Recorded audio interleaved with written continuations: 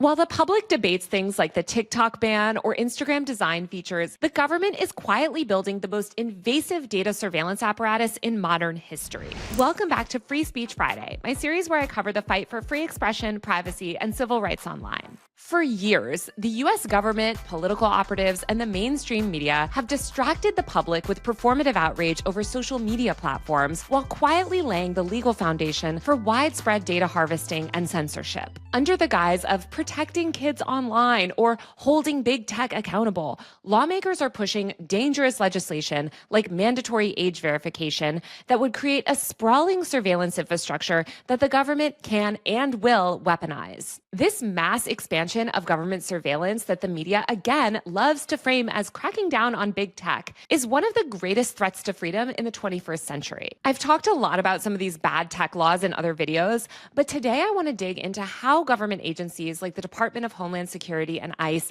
are weaponizing personal data in ways that go far beyond their traditional scope. In the past few months alone, we've witnessed a terrifying expansion of ICE's surveillance capabilities. Without warrants and with virtually no oversight, ICE has transformed into a domestic intelligence agency, scraping data from medical systems, government records, and social media posts to hunt down innocent people. In April, 404 Media reported that ICE was planning to build a massive central database using government health, labor, and housing data to find targets for deportation. One of the tools that they're building is called A-Track, or Alien Tracker, and it will use data harvesting systems to provide near real-time tracking of people across the country. And I just want to quickly note that while these recent escalations are happening under Trump, Democrats are responsible for this too. Biden provided record funding for ICE, and under Biden, ICE investigators used private utility databases covering millions of people to hunt immigrants down. And under Biden, government agencies increasingly began accessing private data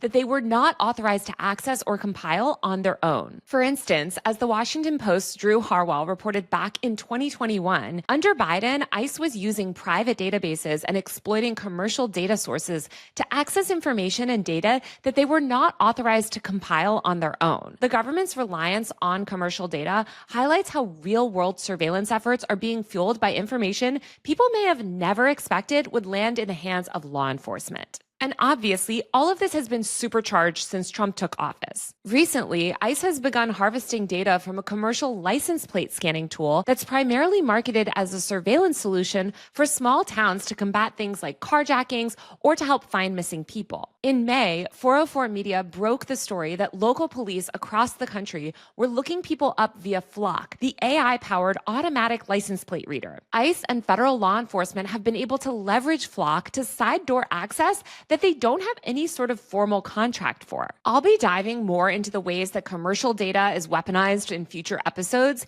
but while consumer-focused companies are harvesting data on public via commercial means, the government is harvesting data through government agencies. And one agency with a massive amount of highly detailed personal data on hundreds of millions of people is the IRS. Just last week, ProPublica reported that the IRS is seeking to build a vast surveillance system to share millions of people's private taxpayer data with ICE. ProPublica obtained the blueprint for this unprecedented plan, which will create an on-demand computer system that allows ICE to obtain the home addresses of people that it's seeking to deport. This home address data is something that ICE has been dying to get a hold of. Last month, ICE attempted to force the IRS to turn over the personal home addresses of over 7.3 million people. The acting general counsel at the IRS refused, and 2 days later, he was pushed out of his job. Elon Musk's Doge has also been pushing the IRS to provide taxpayer data to immigration agents. And when the tax agency's first acting general counsel refused Doge's request, he was also replaced. A spokesperson for the White House told ProPublica that ICE's use of IRS data was legal and necessary to fulfill Trump's campaign pledge to carry out mass deportations of illegal criminal aliens. But one former senior IRS official who's been advising the IRS told ProPublica, quote, "There's just no way ICE has 7 million real criminal investigations.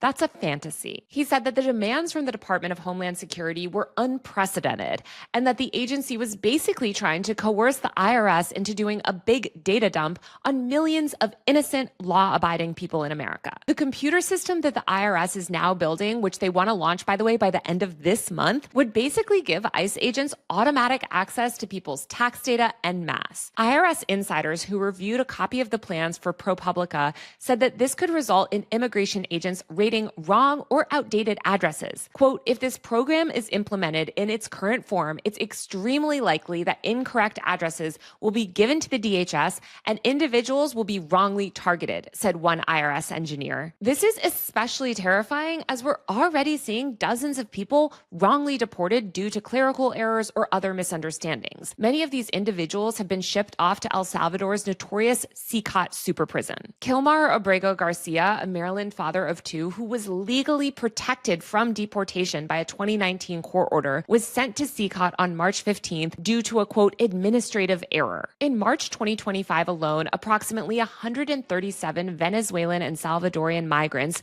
nearly all with valid asylum claims and no criminal backgrounds, were sent straight to CCOT, bypassing trials and hearings. Human rights experts and courts have repeatedly condemned these deportations, but countless innocent American deportees are trapped in one of the world's most notorious and brutal super prisons. And right now, there's pressure from the White House to deport a daily quota of at least 3,000 people per day. One federal agent working with ICE on deportations said that the primary bottleneck that the agency has been hamstrung by is outdated addresses. More accurate data on people, like the address that they recently used to file taxes, could drastically speed up arrests and deportations. In early March, immigrants' rights groups sued the IRS, hoping to block this plan. They argued that coordination between the DHS and the IRS was illegal, but a judge ruled against them, saying that the data sharing was legal under current privacy laws. And if you think all of this is going to stop with immigrants, you're delusional. The Department of Homeland Security is already looking for ways to expand their access to data in ways that would allow Homeland Security officials to garner IRS data on Americans being investigated for various crimes. And this comes at a time when the Trump administration is making threats to deport legal U.S. citizens. ProPublica also reported that last month, an ICE attorney proposed authorizing new data requests on people, quote, associated with criminal activities, which may include United States citizens or lawful permanent residents. The status of this proposal is unclear, but the government being able to collect sensitive personal data on any U.S. citizen, quote, associated with criminal activities should terrify you, especially when this new computerized system will be so undeniably error-prone. So let's talk for a minute about how this system would work. The software that's being built right now would allow law enforcement offices to collect enormous swaths of confidential data in bulk through an automated computerized process. The DHS would first send the IRS a spreadsheet containing the names and previous addresses of the people that it's targeting. The request would include things like the date of final removal order, which is a criminal statute that ICE is currently using to investigate people,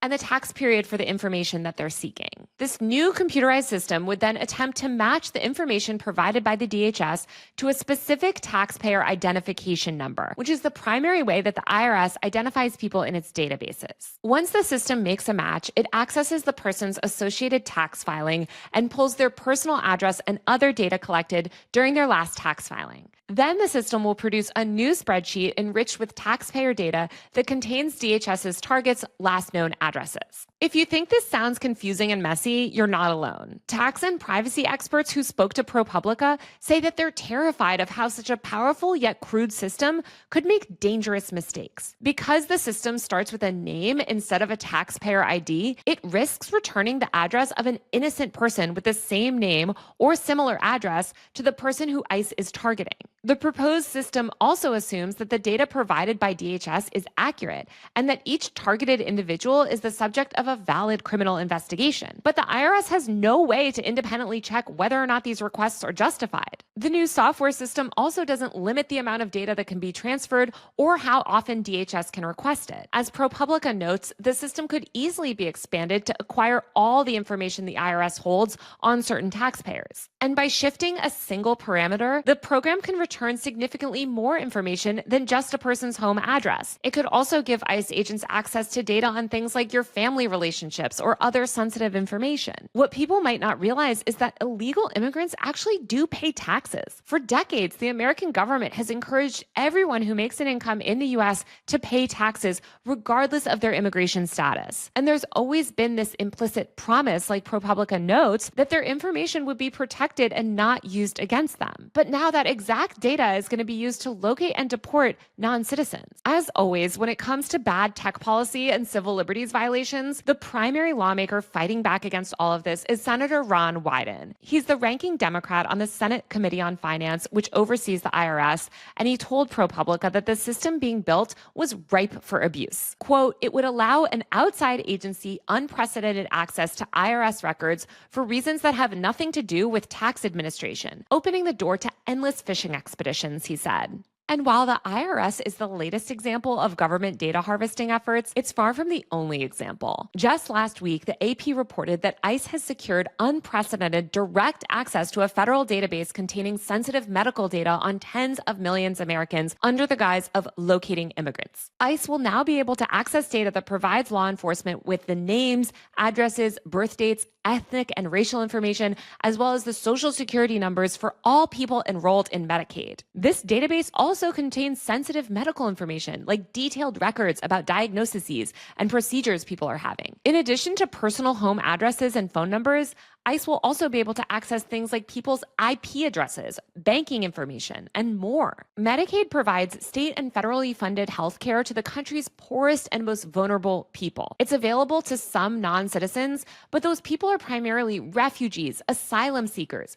survivors of human trafficking, or permanent residents. Some states do provide Medicaid coverage for children and pregnant people regardless of their immigration status, but making their medical data available to ICE will only disincentivize the most needy people from seeking medical treatment. Meanwhile, DOJ and the DHS are also working to build a national citizenship database. This database would link information from the Social Security Administration to the Department of Homeland Security, ostensibly for verifying citizenship for local elections. This rushed and likely shoddily built software could ultimately disenfranchise millions of voters and, for the first time ever, create one master citizenship database, which comes with a whole host of privacy concerns. All of these developments show a chilling expansion in the government's ability to monitor, track, and target anyone, not just undocumented immigrants. Our civil liberties are being systematically dismantled, and all of these people who spent years claiming that we need to ban TikTok because of data privacy, which was always bullshit, by the way, are completely silent as the government builds a massive data surveillance machine. We desperately need data privacy protection and lawmakers who are willing to fight for our civil liberties. Because if this is what government surveillance looks like in 2025, imagine what it could look like by 2030.